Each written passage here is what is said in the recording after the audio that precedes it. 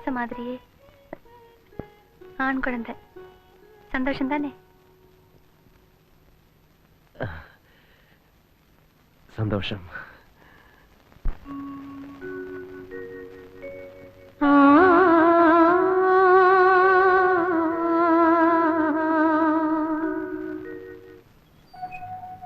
മതിമറന്നുള്ള ആ സന്തോഷം അധികം നാൾ നീണ്ടു നിന്നില്ല.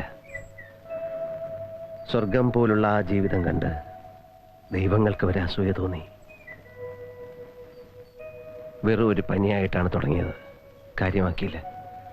മെഡിക്കൽ കോൺഫറൻസ് കഴിഞ്ഞ് ഞാൻ വരുമ്പോഴേക്കും അത് ന്യൂമോണിയയായി. രക്ഷപ്പെടുത്താനുള്ള എല്ലാ വഴികളും ഞാൻ നോക്കി. പക്ഷേ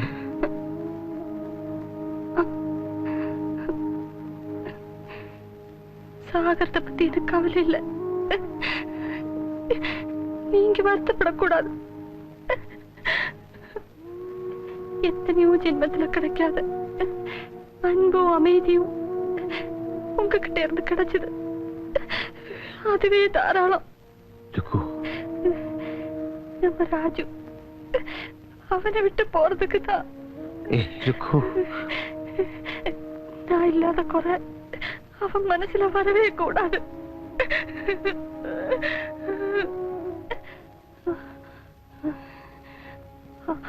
அவன் படிச்சு பெரியவனாய் வர்றத நான் பார்த்துட்டே இருப்பேன்.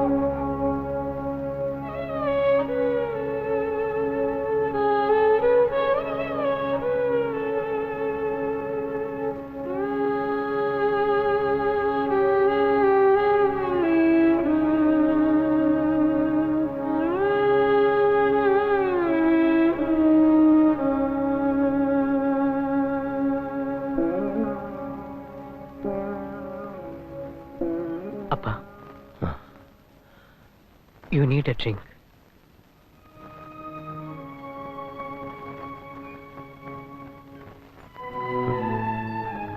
Wow. Come on.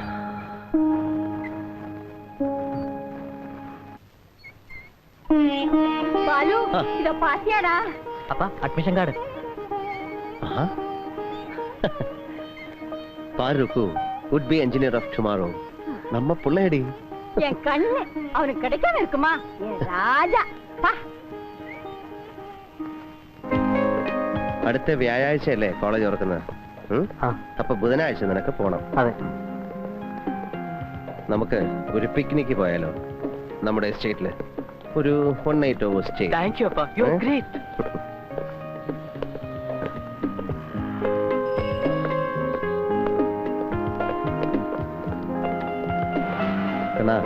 ഒരു വഴിക്ക് പോവല്ലേ, ഒരു കമ്പനിക്ക് വേണമെങ്കിൽ ഗീതുവിനോടെ കൂട്ടാം.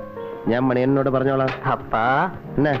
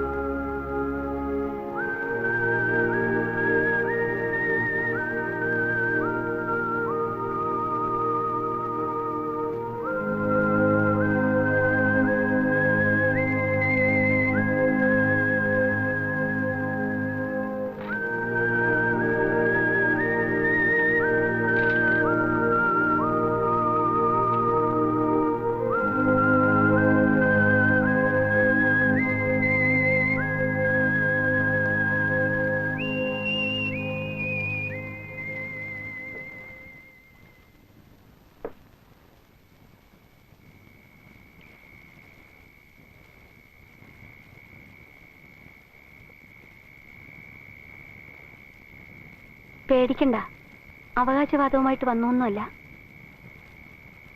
മണിയണ്ണനെല്ലാം എന്നോട് പറഞ്ഞിരുന്നു. മറ്റൊന്നും കൊണ്ടല്ല ശ്രീ.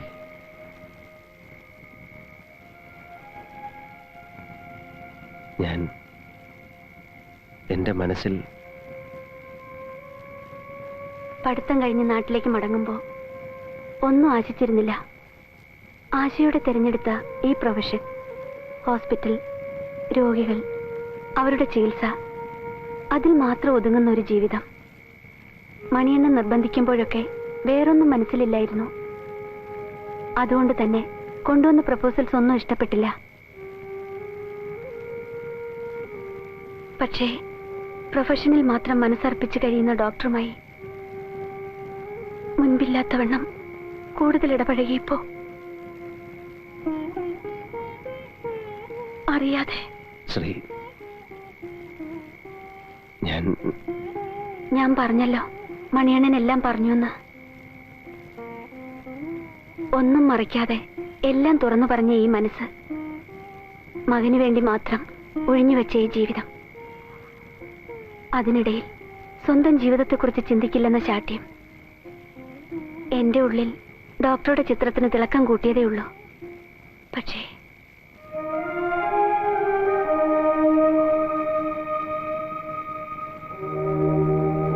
എപ്പോഴെങ്കിലും ഇനിയൊരു ജീവിതമാകാമെന്ന് തോന്നിയാൽ അന്ന് ശ്രീ, ഒരു പക്ഷേ ഒരിക്കലും തോന്നിയില്ലെങ്കിലോ എന്ന് ഒരു പ്രോമിസ് പോലും ഞാൻ ആവശ്യപ്പെടില്ല. ഈ നല്ല മനസ്സിന് മുൻപിൽ എന്നോട് ക്ഷമിക്കൂ ശ്രീലക്ഷ്മി. വിധിയും ദൈവങ്ങളും എന്നും എന്നെ വ്യാമോഹിപ്പിച്ചിട്ടേ ഉള്ളൂ. അതുകൊണ്ട് തന്നെ ഇനിയൊരാൾക്ക് ആശ കൊടുത്ത്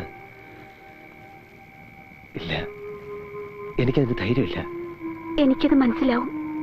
ദൂരെ നിന്ന് അത്രയെങ്കിലും മനസ്സിലാക്കുവാനുള്ള സ്വാതന്ത്ര്യം അതുകൂടി നിഷേധിക്കരുത്. ശ്രീ, ആർക്കെങ്കിലും വേണ്ടി കാത്തിരിക്കാനുണ്ടാവുക, അത്രയെങ്കിലും ഭാഗ്യം എനിക്ക് തന്നൂടെ?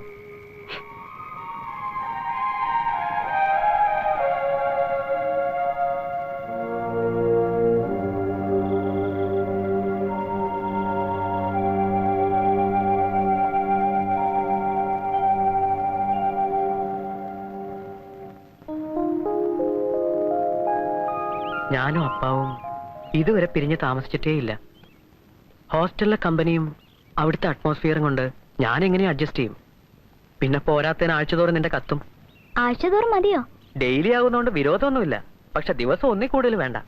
അല്ലെങ്കിൽ നിന്റെ ലെറ്റേഴ്സ് വായിക്കാൻ എനിക്ക് സമയം കാണും. എന്റെ എഞ്ചിനീയറിംഗ് പഠിത്തം വഴി കിടക്കും. പക്ഷെ പാവം അപ്പ ഒറ്റയ്ക്കിരുന്ന് വളരെ ഡിപ്രസ്ഡ് ആവും.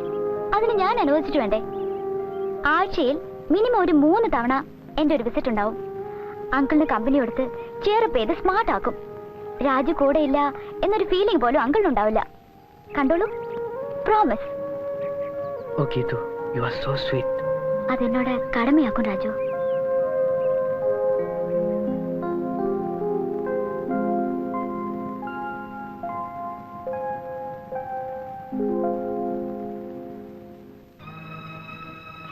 പാരുകണ്ണ, ഡെയിലി ഞാൻ നിനക്ക് ഓരോ കത്തയക്കും.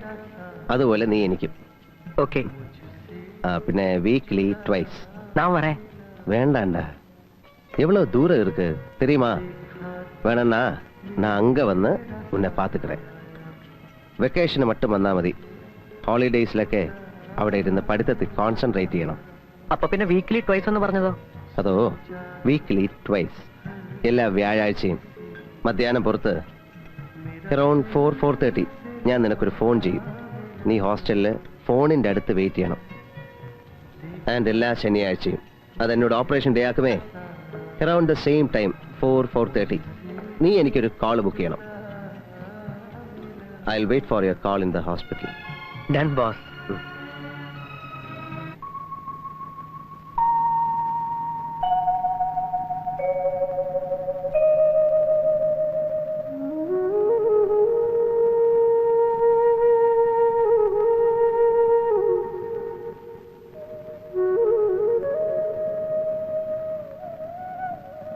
Be smart, man. ഒന്നും മറന്നിട്ടില്ലല്ലോ? ഇല്ല. ആ. പാട്ടി, പാട്ടിയോട് യാത്ര വയ്ക്കേ.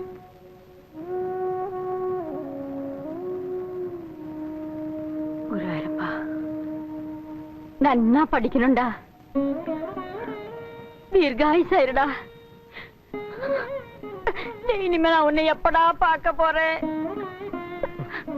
நான் வெக்கேஷனுக்கு வருவேனே பாட்டி. பாட்டி, நீ தானே நேத்தைக்கு சொன்ன வருத்தப்படக்கூடாதுன்னு. போடா.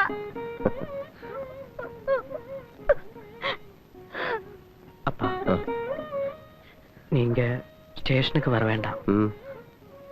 വന്നാൽ വണ്ടി പുറപ്പെടുമ്പോ നമ്മൾ രണ്ടാളും വേണ്ട அப்பா. சரிடா கண்ணா, அம்மா முன்னாடி போய் தொழுதுட்டு வா.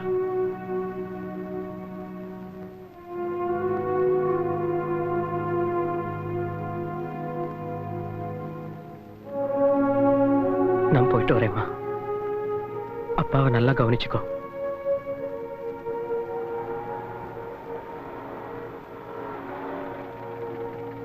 இறங்க வேண்டாம். பாலு,